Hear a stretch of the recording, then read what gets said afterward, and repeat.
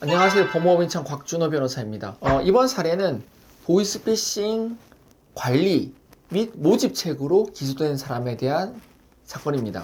보이스피싱 TM, 즉 전화상담원들을 국내에서 모집해서 중국으로 보내주고 또 그 사람들을 관리까지 했다는 것으로 기소가 되었습니다. 보이스피싱은 혼자서 할 수 있는 범죄가 아닙니다. 즉 범죄단체이기 때문에 그 범죄단체 조직 내에서 밑에 있는 멀리는 전달책, 그 위에는 출금, 그 다음에는 TM, 모집책, 그 다음에 그 위에 팀장, 부사장, 사장, 그 총책 이런 단계별로 각각 지어서 이제 범행을 각각 맡은 역할에 따라서 진행하게 됩니다. 그런데 이러한 속에서 관리가 붙는다는 것은 최소한 팀장급 이상의 역할이 있다는 것이고, 그런 역할에 대한 것이 붙게 되면은 형량도 자연스럽게 높아지게 됩니다. 저희 의뢰인은 주변에서 다소 아는 사람들을 모집해서 중국에 소개해 준 것, 즉 TM을 소개해 준 것은 맞지만 이 관리를 하지 않았다는 것을 주장하고 싶어 했습니다. 그 부분이 억울했던 거죠. 모집한 부분에 대해서는 인정을 하고, 그 부분에 대해서는 저희도 그 피해자에 대한 부분은 합의도 진행하였지만 관리는 하지 않았기 때문에 관리에 대해서는 증인들을 불러서 무죄 다툼을 한 것입니다. 여기 공소장이 있고 저희가 1심을 진행했고 그 다음에 2심을 진행하였는데요. 1심에 있어서는 피고인의 역할에 대해서 전화 상담원을 모집하고 관리하는 역할까지 했다고 되어 있습니다. 그래서 재판 도중에 저희가 다양한 이 오해에 대한 소지를 불러일으킨 다른 공범들을 불러서 증인신문을 하나하나 해서 왜 이렇게 오해를 할 수밖에 없었는지를 밝혀냈습니다. 모집한 것은 맞지만 관리까지 한 것을 정말 확신할 수 있느냐, 너가 본 것이 맞느냐, 들은 것이냐, 이런 부분을 따져서 결국 하나하나 아니라는 걸 밝혀서 공소장 변경을 이끌어낸 것입니다. 이 앞서 말씀드린 이 증인들의 경우에 있어서는 저희 의뢰인인 피고인보다 먼저 재판을 받은 분들이 많았습니다. 먼저 귀국을 하고 먼저 재판을 받다 보면은 본인의 재판이 급급하고 본인에 대한 수사가 중요시하기 때문에 다소 다른 사람들에게 대해서 수사기관이 물어보면 확신하지 않은 부분도 그렇다, 그런 것 같다 식으로 대답을 할 수가 있기 때문에 저희는 그 부분을 포인트로 잡아서 하나하나 공략해 나간 것입니다. 그리고 무엇보다 중요한 것이 역할과 이어지는 것은 수익입니다. 정말 TM들을 모집을 해서 TM들을 중국으로 보내주고 그 TM들 관리까지 다 했다면 그 TM들로 인한 콜로 인한 수익을 배분받는 것이 일반적이잖아요. 근데 저희는 그런 증거가 하나도 없다는 것을 재판부에 밝혀서 그 부분도 인정을 받았습니다.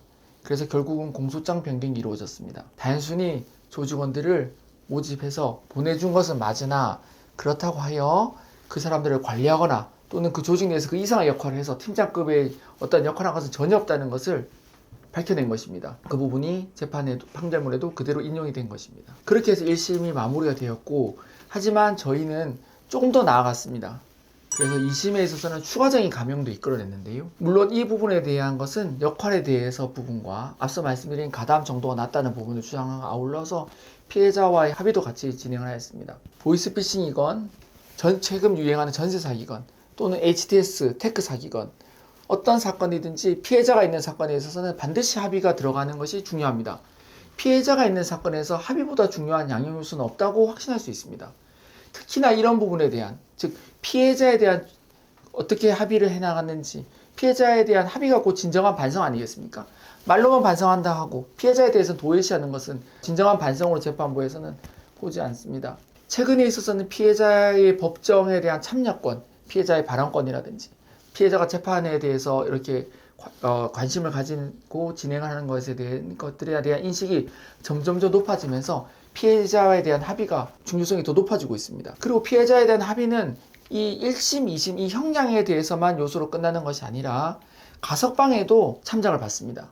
즉 피해자와 합의를 하게 되면은 당장의 형량에 대한 감형을 물론인 것이니와 합의에 따른 내용이 이렇게 판결문에 찍히게 되면은 가석방에도 도움을 받으니까 그야말로 일석이조가 될 것입니다. 그리고 기본적으로 자신의 인한 행위로 인해서 피해자가 발생했다면 그 피해자에 대해서 사죄하는 것이 당연한 도리라고 생각하고 있습니다. 그래서 결론적으로 이 사안은 TM 모집 관리책으로 기소가 되었는데 그 이어서 관리 부분을 1심에서 공소장 변경을 통해서 빼고 2심에서는 추가적인 합의를 통해서 감형을 이끌어냈습니다.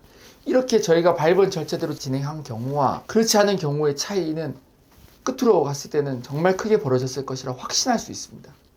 그래서 이러한 부분에 있어서는 제대로 된 조언과 전문 변호사의 도움이 필요한 것입니다. 저희가 이제 이 사안을 통해서 말씀드린 것은 역할에 대해서 억울한 부분이 있으면 잘 정리하는 것이며, 그 정리하는 과정에 있어서의 변호사의 노하우와 열정이 필요합니다. 이러한 역할 정리라는 것은 일종의 무죄주장인데요.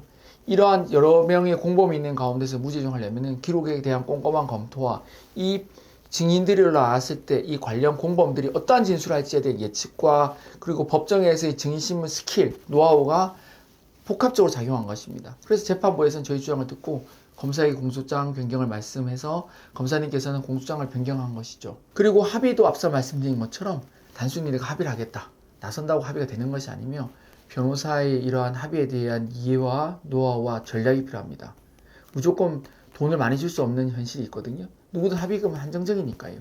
그 합의금을 얼만큼 효율적으로 잘 쓰는지가, 그리고 어떻게 이걸 잘 이끌어야 되는지가 변호사의 합의에 대한 노하우입니다. 이 모든 것들이 잘 이루어진 이 사례와 이분이 저희를 만나지 않고 다르게 진행했을 때 그 차이는 1심, 2심, 그리고 가석방에 이르기까지 했을 때는 그 차이가 얼마나 크게 벌어지겠습니까? 꼭 보이스피싱 사건, 딱 이런 사건이 아니다 하더라도 최근에 많이 있는 HTS, 테크 사기, 그 다음에 전세 사기, 마찬가지입니다.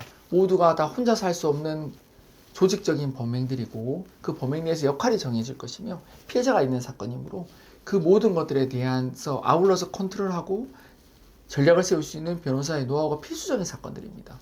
저희에게 이런 사건에 대해서 문의를 주시면 저희가 성실하고 꼼꼼하게 잘 검토해서 좋은 결과 받을 수 있도록 최선을 다해드리겠습니다. 감사합니다.